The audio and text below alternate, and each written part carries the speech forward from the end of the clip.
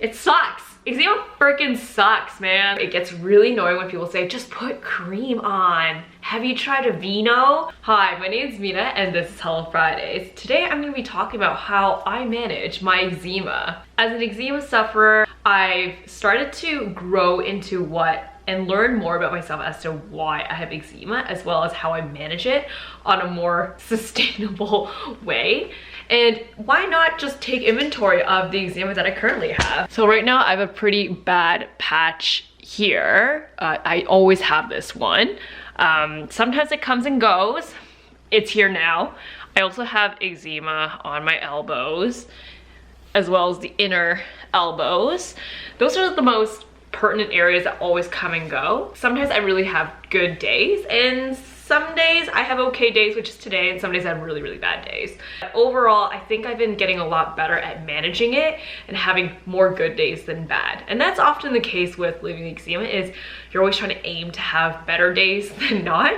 So here are a few things that really helped me figure out how to manage my eczema. Number one is know your triggers, and I can't stress this enough, because I see eczema more of a sign of something else that might be happening versus its own disorder. It's an immunoresponse issue, so oftentimes it's our body's response to something else. That's why when I finally figure out what my triggers were by testing and just being more observant of myself, that's how I was able to manage my eczema better. All these things that I have on this list is really my eczema triggers and how I've been able to manage them. One of the first triggers that I have is I absolutely cannot drink alcohol or too much caffeine.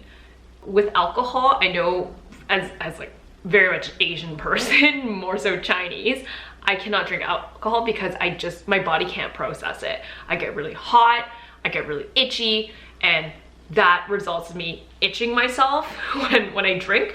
And that's just even a little like sip, like just a cup is enough for me to get itchy. So I totally don't drink alcohol at all. It helps me save a lot of money too. The other thing is I mentioned is caffeine. I can't drink too much caffeine. Like I can't drink an entire, venti myself at Starbucks. I know that's a limit. I can drink a small cup of that, or Vietnamese coffee. I can only drink like half a cup of that because I noticed that my hands get my fingers, they just start getting really twitchy. you notice, like you start getting really antsy, you get really twitchy, and I notice that when my hands get really twitchy like that, I start to try and find things to do with it. And often the case is I start itching myself. So I've totally opted out alcohol and been a lot more reserved on my caffeine consumption. The other thing that helped me is knowing my stress and how it shows. What I mean is, I think every person, whenever they have stress, and who doesn't have stress, they show stress differently. So some people might pace around when they're stressed. Maybe they might sweat profusely when they're stressed. I know when I'm stressed, I itch myself. Like when I'm trying to figure out like a problem at work and I'm just sitting at my table, I know I scratch myself. Like you just start doing this, you start doing this, you start picking at like maybe your eczema scabs, and maybe you start doing this. I know that happens because again, you just have to be a little bit more observant, excuse me. When the moment I catch myself doing that, that's when I know that I need to pivot. You just need to be self-aware that you are scratching, and you need to resist the scratch, because I know it feels incredibly euphoric. You just need to resist it and then find something else to pivot your mind to that is not stressful, or you can do something easily and produce results. Going back to it, it's like when I have a problem that I can't solve and my brain's just like stuck, I start itching because I feel like that's making progress. I'm just trying to rationalize why I stretch when I'm stressed and thinking. I have to like bake. I have to do something with my hands that is very tangible that I can do and make progress that way, because I may not be making progress during my work, on my work, because it's a problem I can't solve at that moment. I need to pivot and do something else that I can see progress and I can tangibly make progress with my hands. So that's what I have to do when I know I'm stressed and I've identified that. This is a good segue to excess energy.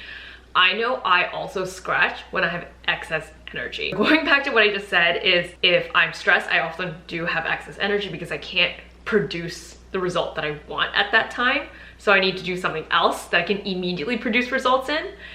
Or it's also when, so for example, when I said I can't do caffeine, is because I get antsy, I get really jittery, is that means I have excess energy. And that's why I scratch. So funny how I realized this trigger is when we were dog sitting.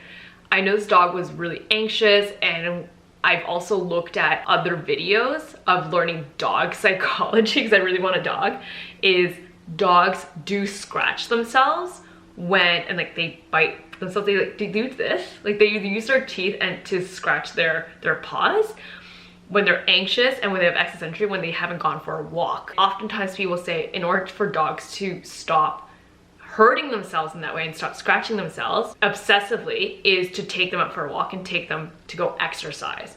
And the moment that just clicked in with me to realize that my excess energy results in me scratching, that was such a game changer. And I realized that that was also a period in my life where I had gone from exercising a lot to barely going to the gym, not really going for walks and everything, because again, during COVID, a lot of my lifestyle habits have changed. So I had excess energy, I had no way to release that energy. And when I saw dog psychology and learned that why dogs scratch themselves, I was like, oh my gosh, I have excess energy. I need to take myself for a walk or a workout. That actually helped me a lot more. That also helped me sleep better so I don't scratch at night. Sweating is also a big trigger of mine, and often a lot of eczema sufferers also are allergic to their own sweat because of the salt that comes off the sweat. It just stings your dry skin. What I do now is when I say, for example, go to the gym, go on the treadmill, I sweat a lot. I bring a towel plus my water bottle, not just for hydration, but I would actually wet the towel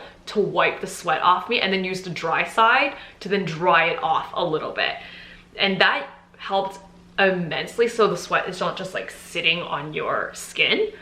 The other thing that I've noticed is you need to change your towel out frequently so you're not just like putting on bacteria more back onto your skin. So those are a few things that worked for me when it comes to working out and eczema with sweat, and I call it sweat management. Another thing that I've noticed is definitely weather changes. Living in Canada, we go from really humid in the summer to really dry winters, and that the cusp of the weather changes is when I definitely feel my skin just start breaking out. In fact, I actually do have some on my knuckles right now. I have really cracked knuckles right here because of the dry weather, and they've been so itchy. You're just gonna have to slather on the moisturizer. I'm sorry. Like, I know as an eczema sufferer, it gets really annoying when people say, just put cream on. Have you tried Aveeno? Whatever cream works for you, just slather it on. Like, you may think you've added enough, you add more and more frequently. Like, I'm telling you, that's what happens.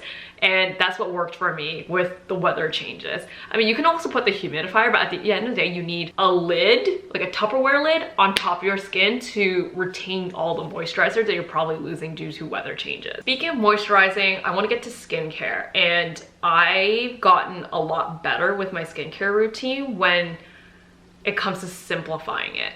I know it's been really popular to do cleanse in the morning, a double cleanse at night, and then add some actives like retinol, add vitamin C, add niacinamide, hyaluronic acid, and oils. And there's basically a 12-step program for day and night, and you're going through like 24 different like steps. What I've done is literally just keep my daytime and nighttime routine, and I think right now I basically have 3-4 steps maybe. What I currently do right now is 5 times out of 7 days of the week, I wash my face with water. That's basically it. And the days that I do wash it with a cleanser, it's with Cetaphil. And then from there, I would put hyaluronic acid on, and then I would put an oil, and then I would put Vaseline. That's it. That's all I do day and night.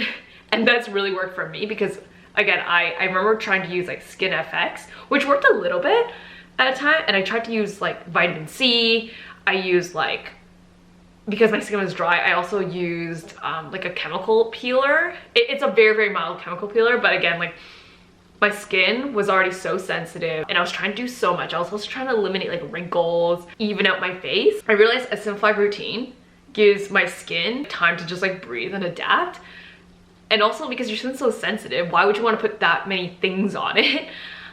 And on top of that is you want to just focus on one thing when it comes to eczema, is restore your moisture barrier. Like that's all you need to do.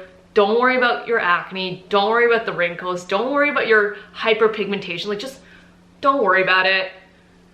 Just take care of the moisture barrier, because without that, everything else does not matter. That's why I've tailored my skincare to be more simplified and more focused on restoring my moisture barrier. I also have moved to taking lukewarm and very short showers. I can't remember where I've read this. You also know, I'm sure, is when you take hot showers, it tends to dry out your skin. Because of all the blood rushing to your skin, in a way, you're gonna start itching yourself. And I know it probably feels so good. You're thinking that you're exfoliating all the dead, dry skin off your body, but you're actually just tearing into your moisture barrier that your body tried to replace and fix. So you're just starting all the way back at ground zero. So just think about that next time you're taking a hot shower and scratching yourself in the shower. You're not exfoliating. You're just ripping out new skin that is healing. So do not do that, because I noticed that even when I do lukewarm showers, and the moment I start like itching, I'm like, okay, that's it, we're done. Cut the water, time to get out. It's a lot of those like self-realization and catching yourself in the act of scratching. Sleeping. There was a period of time when I had severe allergies. Like I couldn't breathe out of my nose. Every time I tried to do it, my ears would get plugged. From that, I've actually had one of the worst eczemas I had, because I would just stay up all night. I have excess energy. I would just be itching. I had nothing else to do during the nighttime. Just be itching and to be stressed because I couldn't sleep. And the more sleep I didn't get, the more stressed I get. Like it was just a bad, vicious routine during that time last year. And I don't want to ever do it again. That also made me realize how important sleep was. Every night now I try to sleep around the same time. I'm really trying to not eat sugar or watch what I eat at night, especially just to see how I can wind down a little bit better. I'm not gonna lie, I'm not gonna say or saying like, you know, I'm the best at having a sleep routine right now. I don't have it nailed down pat. I still watch TV, I'm still on my phone before I go to sleep. I realize those are two things that I'm trying to eliminate, and I'm trying to get into reading more. Maybe I'll do like an updated bedtime routine for eczema once I get that nailed down, but again, I don't want to sit here lying to you guys that I have it perfect. But I do realize sleeping is very, very important when it comes to stress management at the end of the day. And finally, I think this is very obvious, is I took an inventory of my wardrobe. Not breathable, and what is absolutely irritating to my skin. The shirts that I'm wearing right now, this is actually from Lululemon. It's their everyday shirt. I don't know what it's called, but I love this shirt. When I work from home, I always wear short sleeves so that my arms can breathe, and it's incredibly soft. I also wear their sweatpants right now. Can't see it, but it's just their normal, I think, Rulu joggers. I don't even know. I don't know all their names. I love it. It's very breathable. It feels great. It feels soft. And notice how I actually have very soft plush blankets. This is actually a soft microfiber couch cover. I also have really soft pillows just for when I chill out on the couch, but everything around me is soft, mostly breathable basically, or if it's not, I can easily just like whip it off, because I know this one is quite unbreathable at times. When it comes to clothes, I also try to like have an open neck sometimes, like maybe like a V-neck, just to like keep that aired out when I'm at the office in terms of blouses. Really take inventory in wardrobe. What are some things that make your skin itch, like wool, for example, and try to switch it out with something that is a little bit better. Those are all the things that I have for you today in terms of how I manage eczema. Going back to point number one is really knowing what your triggers are and then tailoring your lifestyle to addressing those. So there's a lot of self-awareness, self-reflection, and self-accountability to manage your eczema on a day-to-day basis, and how to sustain a lifestyle around your condition. I hope this was all helpful, because it sucks. Eczema freaking sucks, man. I may be joking right now, but when you're in the moment, I get it. It's horrible. It's a bad experience. I hope that I can make more content for eczema, a little more in terms of how I live with it and what else I do. But yeah, I hope this helps.